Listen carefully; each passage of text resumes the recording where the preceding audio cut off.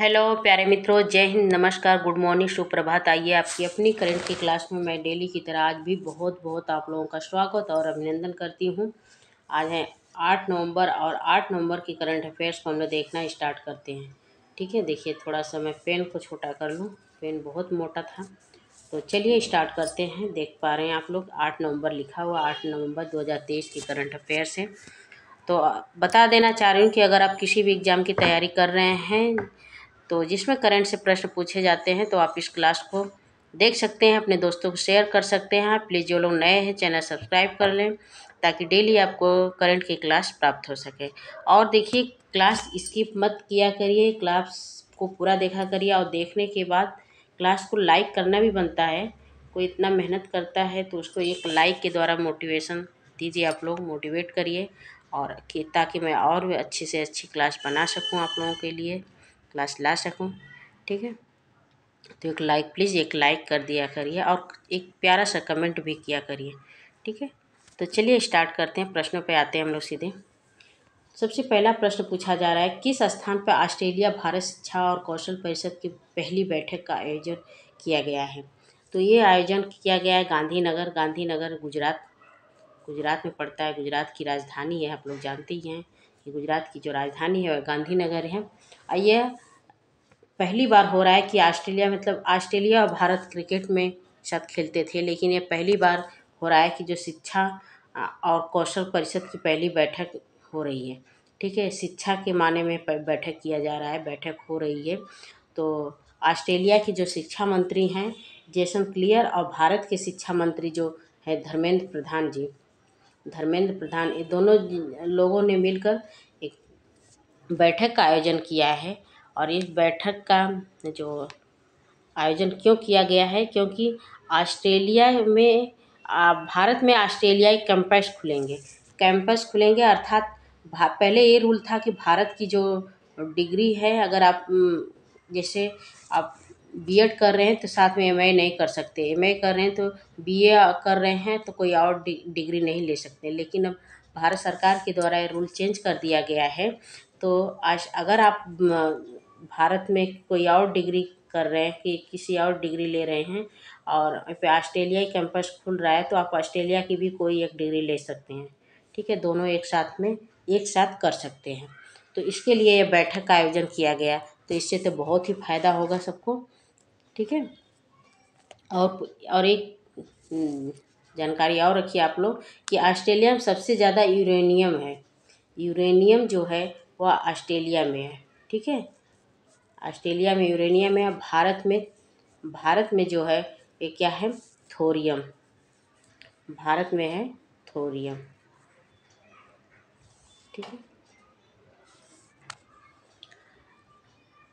किस डिक्शनरी ने एआई शब्द को अपना वर्ड ऑफ द ईयर घोषित किया है? तो कॉलिस डिक्शनरी ने एआई को अपना वर्ड ऑफ द ईयर घोषित किया है। ठीक है, इससे बहुत ही लोगों को नुकसान भी हो रहा है, बहुत ही लोगों को फंसाया जा रहा है। इससे उनकी आवाज़ में आवाज़ निकाल कर फंसाया जा रहा है कि किसी भी लड़के के, किसी भी जो आदमी, किसी भी पेरेंट्स के जो बच्चे दूर हैं उनसे उनके बच्चे की आवाज़ में आवाज़ निकाल कर और उनसे कहा जा रहा है कि मतलब आपके बच्चे का एक्सीडेंट हो गया है, अकाउंट में इतना पैसा डाल दीजिए। और वो तुरंत पेरेंट्स भी घबरा जाते हैं और अकाउंट में इतना पैसा डाल देते हैं। ठीक है, तो ये बहुत ही इसका दुरुपयोग किया जा रहा है। देखिए अभी हाल ही में एक वीडियो वायरल हो रहा है कि रश्मिका मंदाना का फेस किसी अन्य लड़की के लगाकर और उसमें उसको लिफ्ट से बार बार बाहर आ रही है, जा रही है। ठीक है, ऐसा दिखाया गया है। ये वीडियो बहुत तेज़ी से वायरल हो रहा है। ठीक है, तो एक एआई शब्द को अपना वर्ड ऑफ द ईयर घोषित किया कॉलिस डिक्शनरी ने। ठीक है, इसमें भी शिक्षा मंत्री ने कुछ इसमें निर्देश दिया गया है। देखिए क्या निर्देश है, हम लोग अगले क्लास में देखेंगे इसको। चलिए अगले प्रश्नों पे चलते हैं। अगला हमारा प्रश्न है कि श्री सोमनाथ ट्रस्ट के चेयरमैन पद पर किसे चुने गए हैं?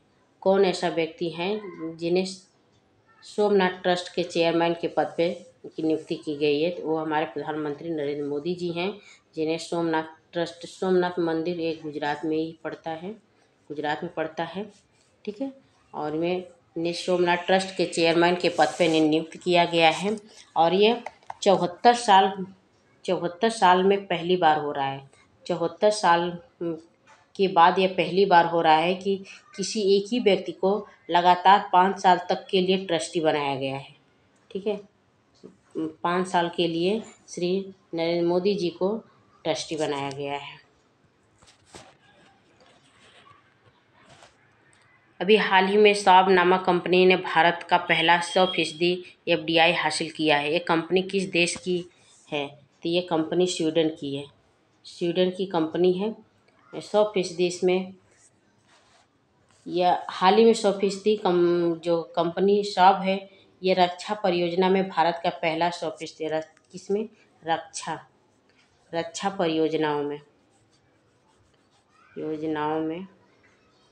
परियोजना में यह भारत का पहला 100% FDI का हासिल किया है। इस फैक्ट्री में एंटी आर्मर और एंटी टैंक बंकर और कार्ल गुस्ताव एम और रॉकेट लॉन्चर का भी निर्माण किया जाएगा। ठीक है, 2023 अनुकूलन गैप रिपोर्ट किसके द्वारा जारी किया गया है? तो 2023 अनुकूलन जो गैप रिपोर्ट है वह विश्व बैंक के द्वारा जारी किया गया है। इसमें पर यह जो सबसे पहले ये जानिए कि 2023 अनुकूलन गैप रिपोर्ट क्या है। तो ये पर्यावरण से संबंधित है, इन्वायरमेंट से संबंधित है यह।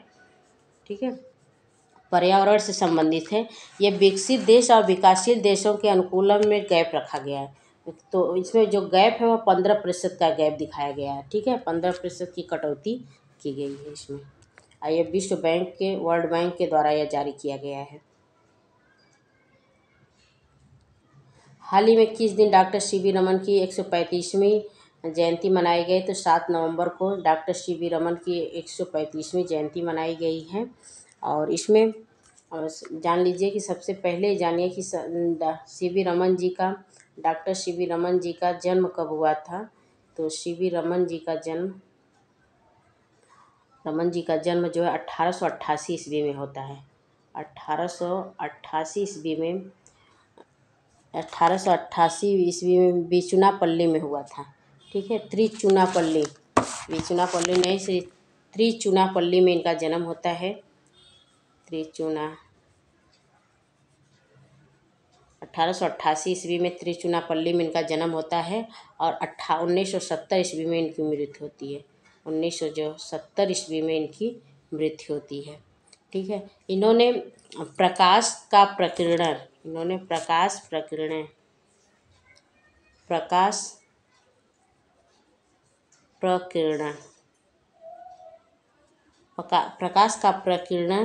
और रमन प्रभाव के ऊपर भौतिक विज्ञान में इन्होंने काम किया है। और भौतिक विज्ञान में इनको 1930 ईस्वी में नोबेल पुरस्कार भी प्राप्त होता है। 1930 ईस्वी में नोबेल पुरस्कार प्राप्त होता है। ठीक है, नोबेल पुरस्कार प्रकाश प्रकीर्णन और रमन प्रभाव। ठीक है, इस पे इन्होंने काम किया था। फिर ये थे आज के बहुत ही महत्वपूर्ण प्रश्न, करंट के इम्पोर्टेंट प्रश्नोत्तरी थी। तो आज के लिए इतना दोस्तों, नमस्कार, जय हिंद। क्लास कैसी लगी कमेंट बॉक्स में ज़रूर लिखें और अधिक से अधिक शेयर करें और प्लीज़ जो लोग नए चैनल सब्सक्राइब करें। तो चलिए, जय हिंद, नमस्कार, मिलते हैं अगले क्लास में। तब तक के लिए धन्यवाद।